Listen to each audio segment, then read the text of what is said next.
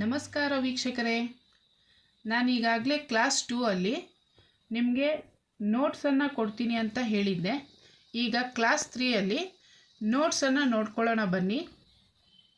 ಯಾವ ಸ್ಟಿಚ್ಗೆ ಯಾವ ಹೆಸರು ಇರುತ್ತೆ ಅನ್ನೋದು ನಿಮಗೆ ಅರ್ಥ ಆದರೆ ನಿಮಗೆ ವರ್ಕ್ ಮಾಡೋದಕ್ಕೆ ತುಂಬಾ ಹೆಲ್ಪ್ಫುಲ್ ಆಗಿರುತ್ತೆ.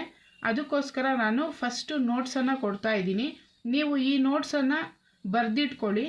ನಾನು ವರ್ಕನ್ನು ನಿಮಗೆ ಕ್ಲಾಸಸ್ಸಲ್ಲಿ ಹೇಳ್ಕೊಡುವಾಗ ಯಾವ ಸ್ಟಿಚ್ಗೆ ಯಾವ ಹೆಸರು ಬರುತ್ತೆ ಅನ್ನೋದು ನೀಟಾಗಿ ಅರ್ಥ ಆಗುತ್ತೆ.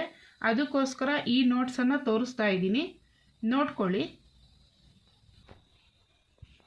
ನೋಡಿ, ಇಲ್ಲಿ ಆರಿ ಎಂಬ್ರಾಯ್ಡರಿ ಸ್ಟಿಚಸಲ್ಲಿ ಈ ರೀತಿಯಾಗಿ ನೋಟ್ಸಲ್ಲಿ ಇರುತ್ತೆ.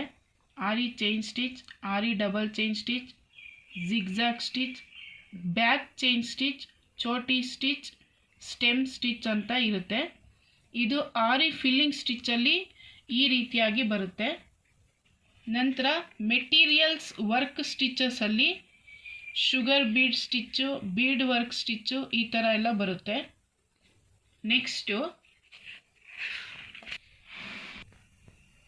5th ಮೇನಲ್ಲಿ ನಾಟ್ ಸ್ಟಿಚ್, 6th ಅಲ್ಲಿ ಜರ್ದೋಜಿ ಸ್ಟಿಚ್, ಮತ್ತು ಕೊನೆಯದಾಗಿ designs tracing and its types ಅಂತ ಬರುತ್ತೆ.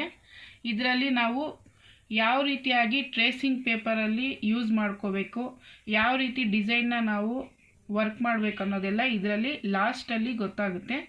ಈ ರೀತಿಯಾಗಿ ನೋಟ್ಸ್ ಬರುತ್ತೆ. ಇದನ್ನೆಲ್ಲ ನೀವು ನೋಟ್ಸ್ನ ರೆಡಿ ಮಾಡಿ ಇಟ್ಕೊಳ್ಳಿ. ನಿಮಗೆ ಮುಂದಿನ ವಿಡಿಯೋದಲ್ಲಿ ನಾವು ನೋಟ್ಸನ್ನು ವರ್ಕ್ ಮಾಡೋದನ್ನು ತೋರಿಸೋವಾಗ ನಿಮಗೆ ಕ್ಲೀನಾಗಿ ನೋಟ್ಸ್ ಅರ್ಥ ಆಗುತ್ತೆ. ನಾವು ಕಳೆದ ಕ್ಲಾಸ್ 1 ಹಾಗೂ ಕ್ಲಾಸ್ 2ನಲ್ಲಿ ಈ ರೀತಿಯಾಗಿ ಸ್ಟಿಚಸನ್ನು ತೋರಿಸಿದ್ದೀನಿ, ಚೈನ್ ಸ್ಟಿಚ್ ಹಾಗೂ ಡಬಲ್ ಚೈನ್ ಸ್ಟಿಚ್ನ. ಈಗ ಕ್ಲಾಸ್ 4ಲ್ಲಿ ಜಿಗ್ಜಾಗ್ ಸ್ಟಿಚ್ ಹೇಗೆ ಹಾಕೋದು ಅಂತ ತೋರಿಸ್ತೀನಿ. ಈ ಕ್ಲಾಸ್ 3ಯಲ್ಲಿ ನೀವು ಈ ನೋಟ್ಸನ್ನು ನೀಟಾಗಿ ಪ್ರಿಪೇರ್ ಮಾಡಿ ಇಟ್ಕೊಳ್ಳಿ, ನಿಮಗೆ ಹೆಲ್ಪ್ಫುಲ್ಲಾಗಿ ಇರುತ್ತೆ. ನಿಮಗೆ ಈ ವಿಡಿಯೋ ಹೆಲ್ಪ್ಫುಲ್ ಆಗಿದೆ ಅಂತ ಅಂದ್ಕೊಳ್ತೀನಿ. ಹಾಗಿದ್ದರೆ ಈ ಕೂಡಲೇ CS ಫ್ಯಾಷನ್ ಕ್ರಿಯೇಷನ್ ಚಾನಲ್ನ ಸಬ್ಸ್ಕ್ರೈಬ್ ಮಾಡ್ಕೊಳ್ಳಿ.